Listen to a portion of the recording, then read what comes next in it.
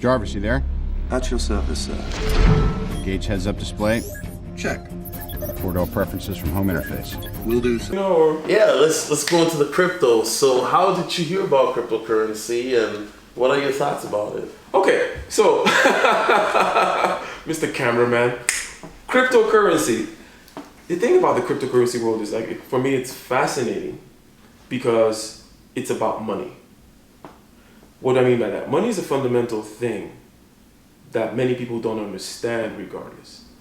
Many of us, we put myself in that group as well, don't really understand. We don't really think about it. We don't think about what it is, right? So you go directly to the root. When you want to get into cryptocurrency, right? You have to ask yourself, well, what are these cryptocurrencies? And then you have to, they're money. And then you have to, what is money? Because you never ask yourself that when you just had dollars in your pocket and you can exchange it for ramen or whatever you're getting, right? But when you get into cryptocurrencies, when you have to start questioning the fundamentals about what money actually is. Right. And since you asked that question, for me, this is my fascination with it. Like, it's a smart money. To get money, you have to talk about a particular story. We're in an island, right? And you make shoes, okay? I raise goats, like I'm a shepherd. You make shoes, you do leather stuff, okay? Cool.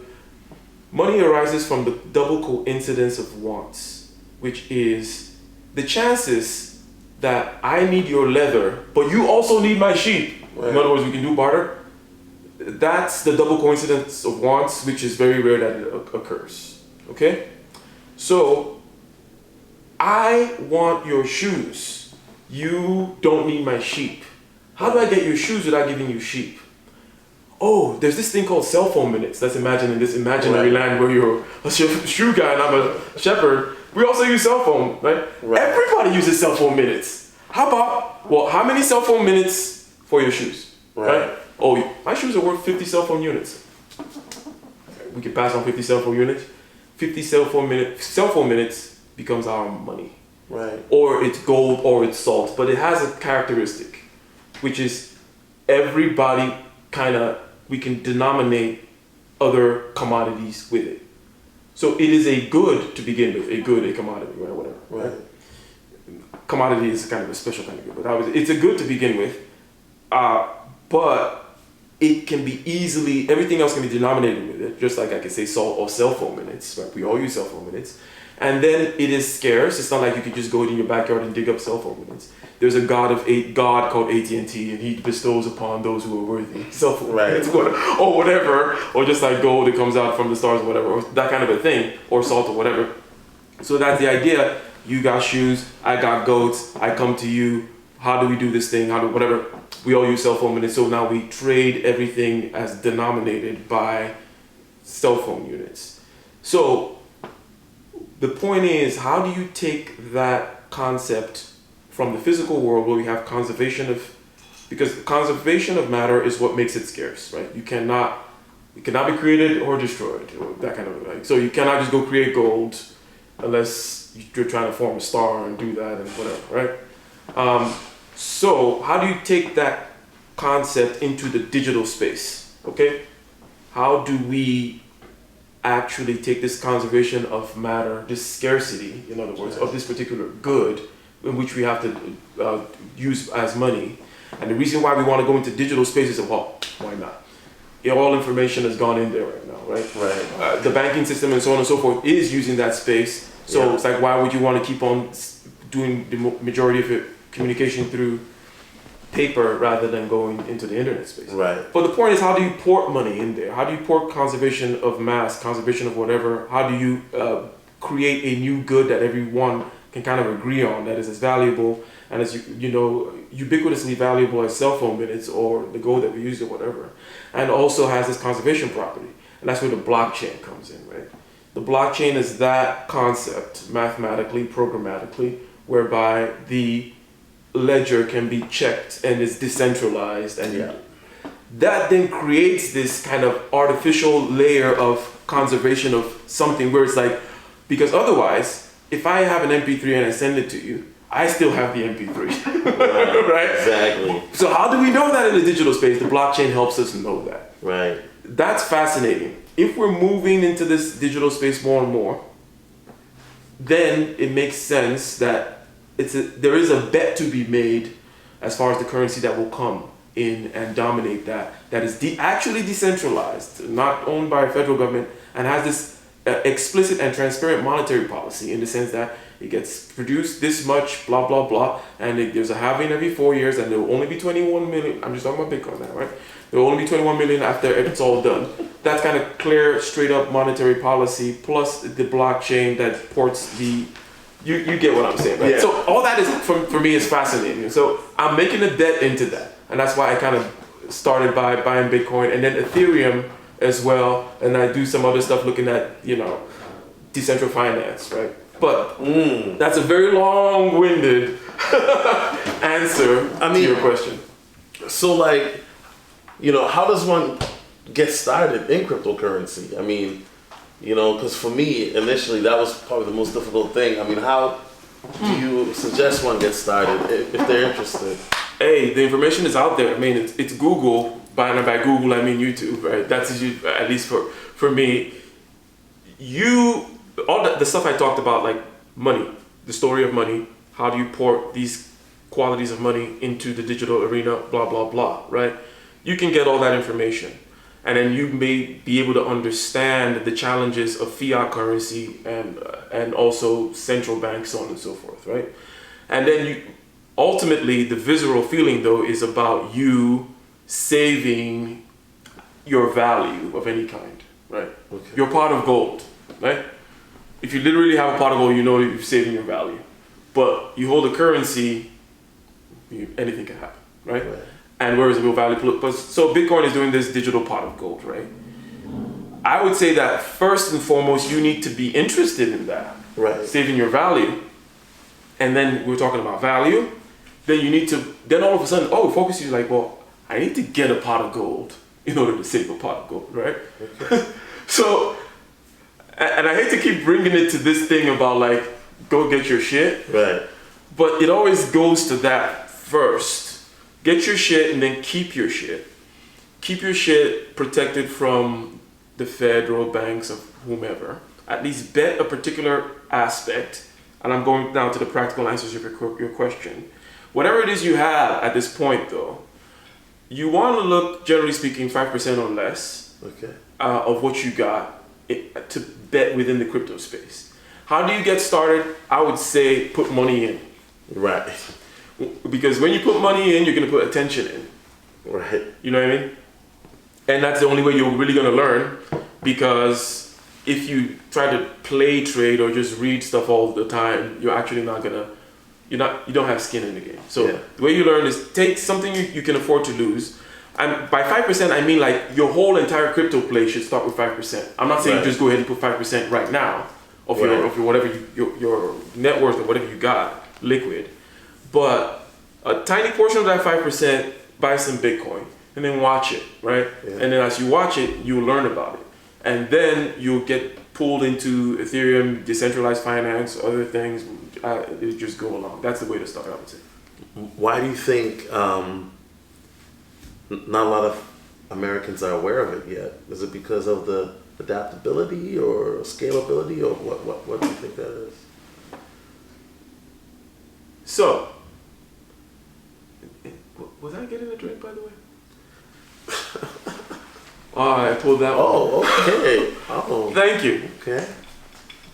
Thank you. Well, we're here in Los Angeles, by the way. Solo flew all the way down, and so we're having a good time. It's a great night, right? Yeah. Salute. Yeah. Salute. That was that. Whoo. Now, adaptability. Look, the banking system is robust in the West, and there are places where the banking system is, where the accessibility to banking services are rather thin, let's just say, right? Those are the places that you would expect for adoption of these new technologies to be, right? America and Americans, as far as people who have a bank account or access to that or financial services, is not as large a population or a percentage of the population as other places, right? So just like mobile money payments of all kinds are more popular in Africa, and are just commonly used. In terms, we use PayPal, Cash, whatever, but their whole cell phone and money stuff quite integrated. They also skipped over landlines for the most part in certain places and went straight from no telephony to wireless, right? So same thing, you will find that cryptocurrencies will be adopted in places where people do see the risk, either because they have had currency collapse before. If you're from Venezuela, it happened in Iran, it happened in Weimar, Germany, or if there's certain other places in the former Soviet Union and so on and so forth, then you would see this as a great value. But also from the services aspect, financial services, your people who don't have banks and access to that, that's a lot in Sub-Saharan South Africa, for example, those places will begin the adoption first. So it's not so strange that a lot of Americans will not be into it per se, because they're not feeling the bite. But you know what the Feds are doing right now, and other things that are going on in general with the economy, Right. I think will wake people more and more to the idea that there is another bet to be made. Right. Right. What do you see in the future for Bitcoin? Like next year, you think it might hit 50K? There's some predictability, Look, we're, as far as the analytics, I haven't spent a lot of time doing analytics. I tend to be more of a fundamentals guy anyway, therefore I'm kind of long on Bitcoin. Right. But if my long becomes like, it happens next year, of course we all want that to happen, right? But I think that if the crypto world, the world of decentralized value, blockchain money, Bitcoin that is, if it takes over, right? If it happens, if this thing happens, in other words, which is, if fiat collapses in a certain way and if certain powers that be give up because it really is a monetary policy war between inflationary currencies and fiat currencies versus these other kinds of things which are being ported over from like the gold world into the digital space, right? If this side proves to be correct and to conquer because of all its fundamental attributes that we tend to appreciate, Yeah. then the value of Bitcoin will be quite ridiculous, right? Is it going to be 10 years, going to be 20 years? But if you want to talk within a short period of time, Right. I want to talk about next year. Yes. I think 20K is our next target and we'll reach it without much problem, because I remember March when it crashed, right? And I remember going up and doing this, and then 10,000 was like really, really hard. And okay, now it's like, it shot past 12,000 Right. and it's hovering around 11 something. So it's like, we're just gonna do that again and again. It's gonna be 15, 17. But here are the things that could prevent that. Right now, we're seeing a lot of correlation, which is not strange. Okay. Correlation between the S&P 500 and Bitcoin, let's say. Yes. Right? Yes. Because one of the claims of Bitcoin is, we're not correlated to that. Right? Yes. But there's a lot of correlation. The correlation, by the way, doesn't mean that you can say, now they are correlated. It could be temporary. Okay. There is such a thing as temporary correlation, but then it's kind of silly. I don't know if anyone thinks about this kind of a thing, but thinking of temporary correlation and versus permanent correlation. Like, you know how you have your traffic signal on, and then someone in front of you have the traffic signal on. Mm-hmm. For a while, they're in phase, they're going together, Yeah. and then they go out of phase. So that's what I'm saying. Correlation doesn't mean they're never in phase. It's like, that's silly. It's saying no. These are different curves, they're different graphs, they have different equations for them, right? Now, but at this particular time, they're in phase. Right. Okay. Now, that has a lot to do with the liquidity that the Fed is pumping into all assets, cryptocurrencies included, right? Nice. So it's like, hence the correlation. people are buying it with fiat anyways, where they get the fiat. It's not like people are you get what I'm saying? It's not like there was, so that correlation is there with a lot of volatility that we're seeing in the market, plus the printing of the Fed, which is just another way of talking about the volatility. That's going to be reflected in Bitcoin as well.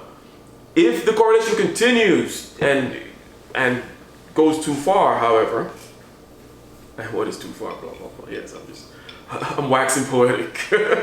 But yeah, if it goes too far, then things might be unstable, and we may need to crash down and reevaluate. Right. Maybe we can go down to like 8,000, below 8,000, right? But I think that if the other story is true, we're gonna creep to 20K pretty quickly. You're not even gonna bat an eyelash. Okay. All right.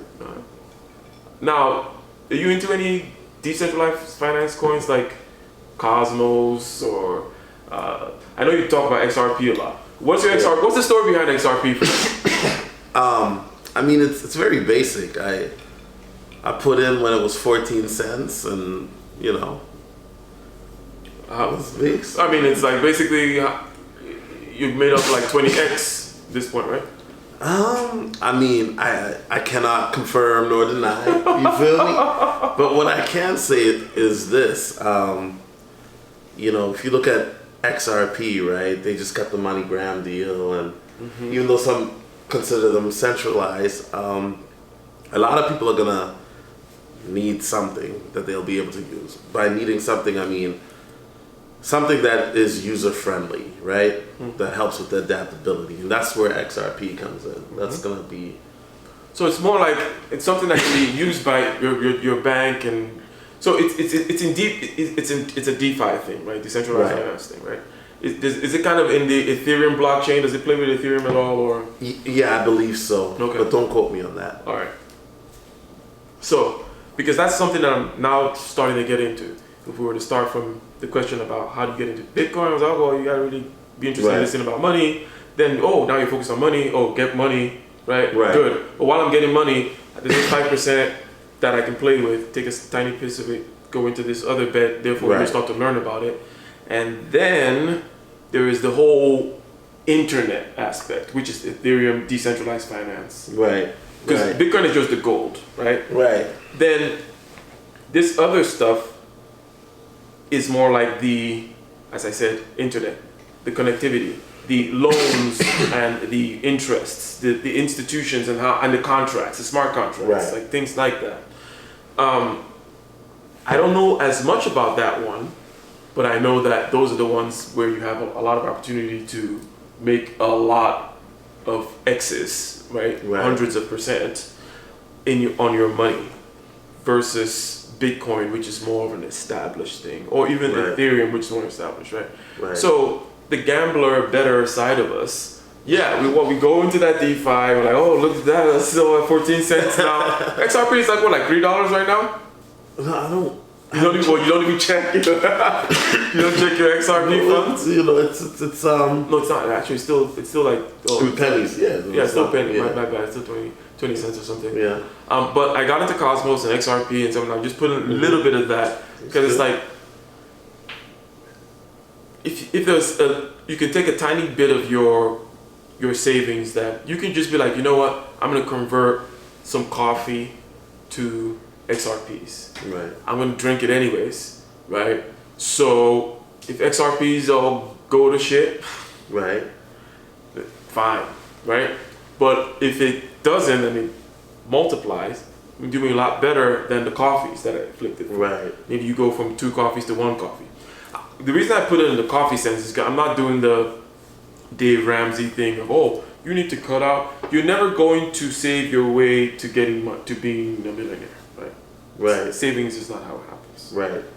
You gotta actually go out there and get money. It's not like, I want to clip this thing. You're just wasting your time. Right. So, but when I say use the coffee thing, I'm talking about just something that you can just throw in and forget. Yeah. It's like, okay, XRP, because also they're kind of in pennies, these kinds of DeFi stuff. You just be like, okay, I'm gonna put 1 coffee a day from my 2 coffees a day. It's gonna be XRP. It's gonna be like $5. I'm gonna dollar cost average in, right? Right. And you could win or you lost a cup of coffee, which you probably should have cut out anyway, right? I mean, plus it's not like your money's just gonna disappear. Typically, either, oh whatever, you lost 10%, or you gained 10%, neither of which is spectacular, or you could go 1,000%. Right. Okay. I mean, I think that wraps it up. That wraps it I up. mean, cameraman's got some questions. Oh yeah, go ahead. Go ahead, bro. But we have about 7 minutes. Yeah, go ahead. Go So ahead. let me What's the question? fire Rapid some fire. of these. Rapid fire. Alright, so your perspective, Ike. How vital is technical analysis versus fundamental analysis when it comes to cryptocurrency? Good. So, I would say that, first of all, this is kind of like a subjective thing, because you have people in a particular group who are, they tend to go technical, they look at the charts, they have their patterns, Fibonacci, this, that, and the other, and that's how they roll. I listen to those guys. Also, you have the fundamental people who fundamentally, pardon the pun, have a point to just start with, right? They already have a point because they're talking about the value about something, like what makes it tick, why would it compete against this, that, and the other. My temperament tends to put me towards more the fundamental to begin with, and then I turn towards the technical, right? So that's why I said bet money first, based on the fundamentals. You're like, okay, I kind of see the value in this one. I bet money in that. That will then pull you in to then start studying the charts and studying the fundamentals. And and I know we only have 7 minutes and that was just one question, but does that kind of answer your, Yeah, no, that's perfect.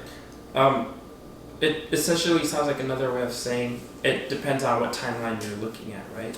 Yes. So quick money technicals, long term you believe in this crypto fundamental. Mm-hmm. Okay. Second question, what impact do you think cryptocurrency will have on the global market and future economics as far as distribution of wealth? I think there is going to be, as far as the distribution of wealth, that part is always, that because when I think of that, then I think power, and then the human proclivity not to give up power immediately arises. And then I start thinking a lot of political instability as a result. But that's a good line of thinking, because me thinking, oh, well, decentralized versus centralized, you're going against the Fed, you're going against the money here. Do you think they're just going to crumble and walk away? Perhaps not. So first thing I would say in terms of impact, there will probably be some political instability, right? Either it gets crushed completely and it never succeeds. But if it comes to an ascendancy, there's going to be some political instability in between. The old powers that be and so on and so forth. Plus, there will be a massive redistribution of wealth, I would think. More to the people, early adopters, obviously, whom skew younger, more kind of first generational wealth type stuff. Yeah, so some political instability, maybe some fighting and stuff, maybe some bloodshed, but a vast shift in wealth. Okay.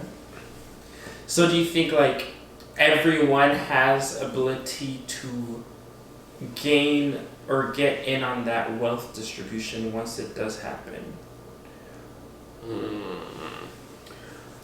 I feel, in my personal takes, I feel like cryptocurrency is one of those fields where if you have internet access and some level of capital, it's an equal playing field, right? Mm-hmm. Mm-hmm. But if we look at the level of development in what we might call the third world in the recent past, it's been rather exponential. And there's nothing to stop us from thinking. I have anecdotal evidence, but I started by saying, well, empirically we can look that it's been kind of exponential. People coming out of poverty, and also the telecommunications and whatnot, that kind of stuff. I think that the cryptocurrency timeline, but by the time it comes to an ascendancy and so on and so forth, perhaps these issues are not going to be a problem anymore. There will be internet access. However, you ask, there is a fundamental aspect of inequality involved in your question. And I'll just have to say that goes to more of a fundamental thing, whether you want to talk about, well, Jesus said the poor will always be with us, or you want to say it from a different perspective, which is that You got big planets and you got small planets, and many things are not on the bell curve. Many things are not even distributions, and most especially things like planets, gravity, things like forests, things like life, and things especially in the socioeconomic realm, or the 80-20 rule, or the height of individuals. There's always inequality. I believe inequality will always be with us. Okay. All right, so last quick question here. With cryptocurrency, now you have all these different coins, different types of algorithms. What's to hold down the level of scarcity, right? So when you go from, such as like pre-1991, gold used to be the stored value. Mm-hmm. And then the US decentralized to fiat currency, which is the US dollar. With cryptocurrency, you're dealing with digital currency. The level of scarcity isn't at the same level as gold.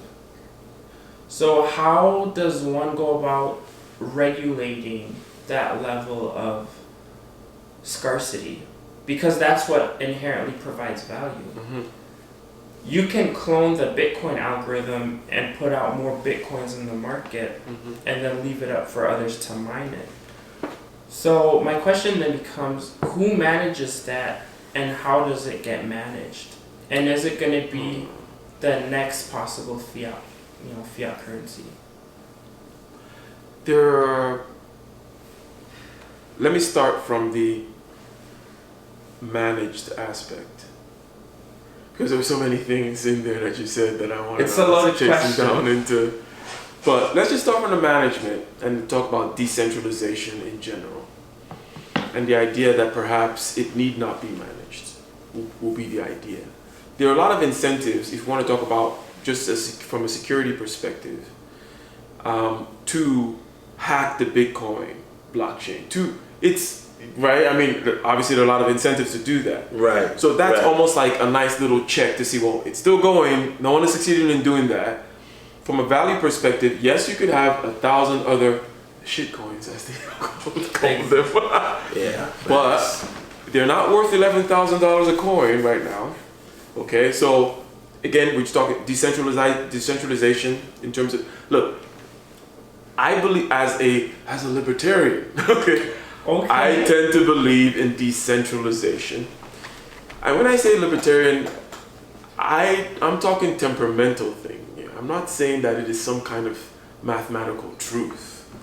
It is more like, okay, my temperament is such that I'd rather 1,000 flowers bloom, and if there's one that is rising above all of them else, well, they all have a chance, and the system works itself out that way, right?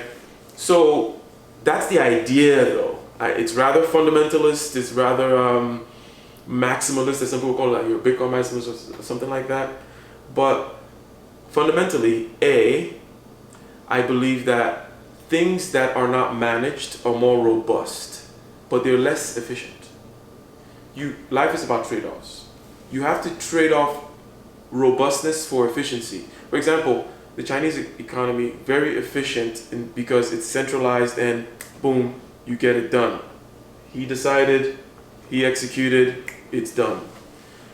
But it's not very robust because it can be taken out. It's kind of like a thing with one head, right? But if you have a more decentralized system where there's not one head and things have to kind of perpetuate themselves through generation and competition, this, that, and the other, they're not as efficient, but you can't kill them, right? Can't kill all those heads. They just keep popping up. Ultimately, I'm long on the many heads. Okay. Well, that's all my questions. Okay. So, I'm good. so You're more than good. You should. Huh? What?